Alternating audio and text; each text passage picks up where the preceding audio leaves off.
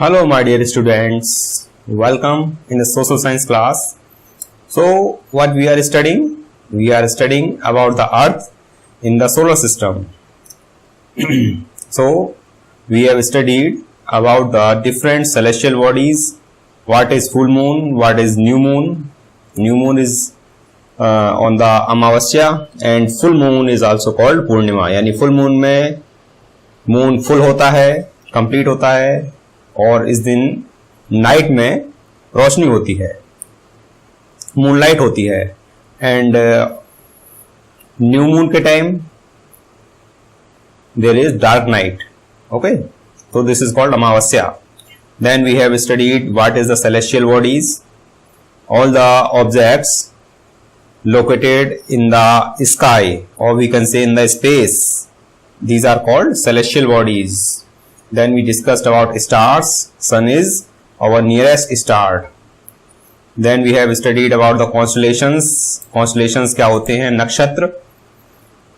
नक्षत्र, these are group of stars having definite pattern. इनका एक definite pattern होता है. Ursa Major and we can say Big Bear is such constellation. Or you have heard about the Saptarishi Mandal. It is a part of the Ursa Major.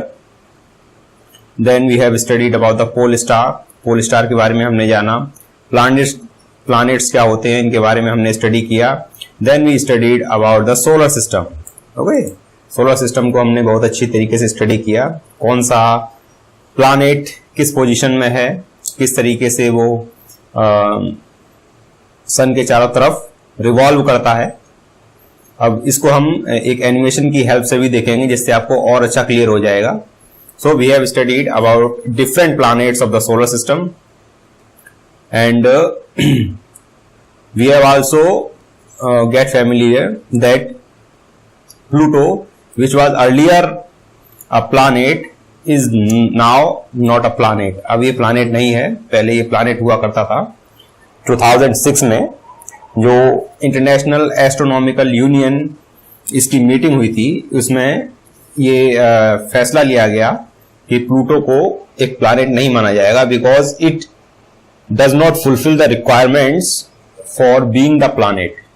Planet होने के लिए जो conditions होती हैं उन सभी को ये पूरा नहीं करता है. That's why it is removed from the category of planet and it is now a dwarf planet, like Ceres 2003, UV 313, इनकी तरीका से अब इसको एक ड्वार्फ प्लैनेट माना जाता है. So sun, it is the centre of our solar system and it is the ultimate source of energy on the earth. Okay, हमारे अर्थ पे जितने भी प्लांट्स हैं, ये सभी with the help of sunlight they prepare their food prepare करते हैं. And जो सन का जो साइज है, इट इज वेरी बिग. अगर सन का साइज देखें तो अर्थ के कंपैरिजन में ये बहुत बड़ा है. अगर थोड़ा साइज का कंपैरिजन समझने के लिए, इफ दिस इज सन, अगर ये सन है तो अर्थ इसके सामने इतना छोटा सा होगा, बल्कि इससे भी ज्यादा छोटा होगा. So sun, it is a very big star, बहुत बड़ा स्टार है ये in comparison to these other planets. So these planets they revolve around the sun. Okay, it is very huge. This is sun and this is earth. Okay, so we have discussed about different planets.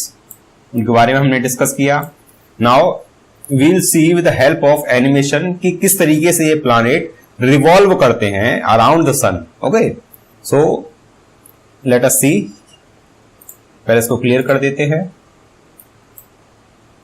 Okay, now we see with the help of animation how these planets revolve. So you can see this is the sun, and these are different planets. They revolve around the sun in their orbits.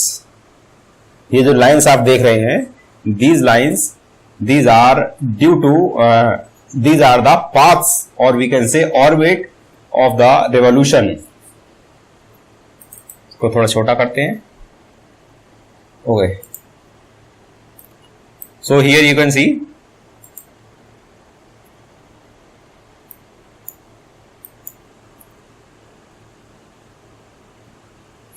see different planets, they are revolve कर रहे हैं ये.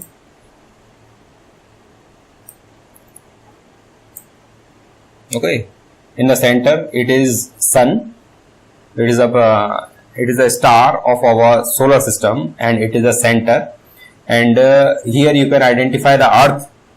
Can you identify the earth? It is a blue planet. You can see this is the earth. ये जो आप देख रहे हैं, this is earth. And इसके this is Mars. ये Mars का orbit है. इसको प्रॉपर से देखते हैं. This is earth, this is blue planet. Okay, और इसके mercury and this is Venus. ये Venus जो सन के रोजेस है, you can see. And here you can see this is the largest planet. Here this is Jupiter and it is the largest planet. Okay, and here is Saturn and then Uranus and Neptune. So this is how these planets they revolve around sun. इस तरीके से चक्कर लगाते हैं. And you can also compare the speed of revolution. Okay, now we'll see कि अर्थ ये अपनी axis पे रोटेट कर है और सन के चारों तरफ रिवॉल्व कर दिया है. Now you can see earth stationary दिखाया गया है और ये अपनी एक्सिस पे रिवॉल्व कर रही है. Okay, so this is how Earth revolves as well as rotates on its axis. Okay, so we have seen the animation. I think that you have get idea about how planets revolve around the sun. So now we use this, and now we are back on our topic. So we are discussing about the sun. Sun is it has a distance of about 15 crore kilometers. 15 crore kilometers from the earth, or if we talk about in millions, it is 150 million kilometer away from the earth. Okay, ये बहुत ज्यादा distance होती है, जबकि जो moon होता है, moon की distance it is only 3,84,400 kilometre है. Okay, so it is the distance of moon from the earth. ये मून की डिस्टेंस है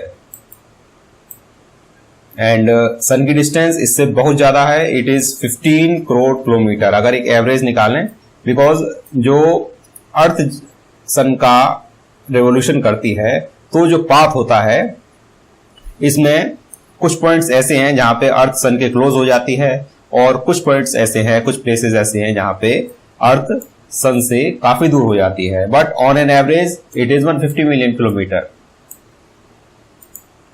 okay, now we will discuss about some of the points of earth. Earth के बारे में थोड़ा सा discuss कर लेते हैं कि earth is the third nearest planet to the sun. Okay, third nearest planet है and if we talk about the size then it is the fifth largest planet. Fifth largest planet है solar system का and the largest planet of solar system it is Jupiter. You know that. Okay, Jupiter and earth is the fifth largest planet. Okay, and जो earth की shape होती है it is not complete spherical, completely spherical नहीं है. For example you can see this, sorry, okay, so you can see this is ये circle है, complete circle है. सो अगर ये 3D में होगा तो ये स्फेरिकल होगा. सो अर्थ की शेप बिल्कुल स्फेरिकल नहीं है. It is flat on the poles. ये जो पोल्स हैं, this is north pole and this is south pole. Okay, so जो अर्थ है ये पोल्स पे थोड़ी सी चपटी होती है, थोड़ी सी दोनों साइड में चपटी होती है. और यहां on the equator, this is equator, on the equator it has a little bulge. Okay, थोड़ा सा यहां पे बल्ज होता है like this. So it is not spherical, it is not 100% spherical. So it has little bulge on the equator and little flattened on the poles. So poles पे चपटी होती है, इक्वेटर पे थोड़ी सी ये थोड़ा सा इसका कुछ भाग बल्ज करता है. That's why the shape of earth it is called geoid, इस शेप को जियोइड कहते हैं, this is called geoid, you can see here this is geoid, this shape is geoid. Okay, geoid क्या शेप होती है? Geoid is the shape of earth, earth की shape को ही जियोइड कहते हैं। So and earth it is the only planet in the solar system that has life, it has the atmosphere of the gases which support the life. Okay, gases तो दूसरे planet पे भी पाई जाती हैं, but they don't have the life. Only Earth it has life, it has water. Okay, water है और उसके बाद एटमॉस्फेयर है, एंड आफ्टर दिस इसका जो टेम्परेचर है अर्थ का, it is favourable for the life. Okay, बहुत ही ज्यादा नहीं है, बहुत ही ज्यादा गर्म नहीं है, बहुत ही ज्यादा ठंडा नहीं है, that's why it is possible that earth has life. Okay, और अगर आउटर स्पेस से देखा जाता है, then our earth appears blue, ये हमें नीली दिखाई देती है। We have seen in the animation, हमने इसको एनिमेशन में देखा था कि ये ब्लू दिखाई देती है, that's why it is also called blue planet, इसको ब्लू प्लैनेट भी कहा जाता है। Here you can see this is called blue planet. Okay, and जो सनलाइट सन से निकलती है और ये अर्थ तक पहुंचती है, for example this is sun, इससे जो सनलाइट निकलेगी और अर्थ पे जो आएगी, then it takes about 8 minute and 30 second, इसको अर्थ तक पहुंचने में 8 मिनट और 30 सेकेंड्स के आसपास का समय लगता है, जबकि इसकी जो स्पीड होती है, the speed of light, it is about 3 into 10 to the power 8 metre per second. Okay, ये this is the velocity of light, earth की स्पीड, लाइट की स्पीड है ये, this is the speed of light. और if we talk about in kilometre, it is 3 lakh kilometre per second, एक second में 3 lakh kilometre चलती है। एंड मीटर पर सेकेंड की बात करेंगे, it is 3 into 10 to the power 8 metre per second, this is a very high speed. And इसी speed की वजह से it takes about 8 minute and 30 seconds to reach on the earth. Okay, so now we discuss about the moon. Moon, if we talk about the moon, moon is the only natural planet, only natural satellite of the earth, earth का एक अकेला natural satellites है। वैसे satellites तो काफी सारे होते हैं, क्योंकि हमने ह्यूमंस ने, साइंस ने इतनी तरक्की कर ली है, there are so many satellites in the space in order to perform different functions. अपनी सुविधा के लिए ह्यूमन ने काफी सारे सैटेलाइट्स अर्थ के चारों तरफ छोड़ रखे हैं, and they do a lot of task, जिस भी टास्क के लिए उन्हें बनाया जाता है वो अपने टास्क परफॉर्म करते हैं। So these are called artificial satellites. Okay, ये आर्टिफिशियल सैटेलाइट्स होते हैं, but moon it is the natural satellite of the earth. Okay, some of the name of the Indian satellites, these are INSAT, IRS, EDUSAT, Cartosat. Okay, so there are lot of satellites of the earth which are released by the human in order to perform different functions.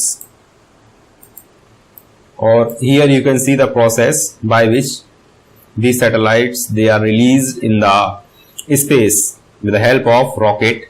Rocket की help से you can see here, ये rocket इसको इस satellite को लेके आ रहा है, satellite which is located in this part, इस पार्ट में सैटेलाइट होता है, and this is the body of rocket, ये पूरी रॉकेट की बॉडी है। और जैसे जैसे इसमें चैम्बर बने होते हैं, देयर आर डिफरेंट चैम्बर्स, जैसे जैसे इनका फ्यूल खत्म होता जाता है वैसे वैसे इनको ये पीछे छोड़ता जाता है। ओके, हियर यू कैन सी। और फिर उसके बाद जब ये अपनी ऑर्बिट में पहुंच जाता है, जहां पे इसे पहुंचना होता है, then it releases the satellite and this satellite it is established in the orbit और ये अर्थ के चक्कर काटने लगती है. So these are human made satellites, these are artificial satellites, and moon it is the only natural satellite of the earth. And moon का जो distance है we have discuss that it is 3,84,400 kilometre from the earth and it is about 1/4 of the size of earth. Earth का 1/4 जो अगर volume है उसके volume के बराबर मून का वॉल्यूम है. ओके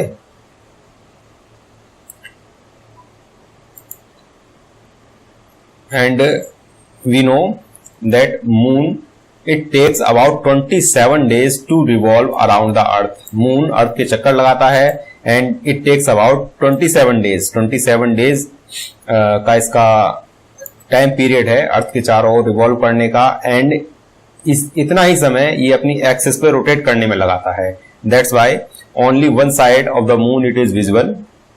क्योंकि जितना भी ये चक्कर लगाता है उतना ही अपनी एक्सिस पे घूम जाता है.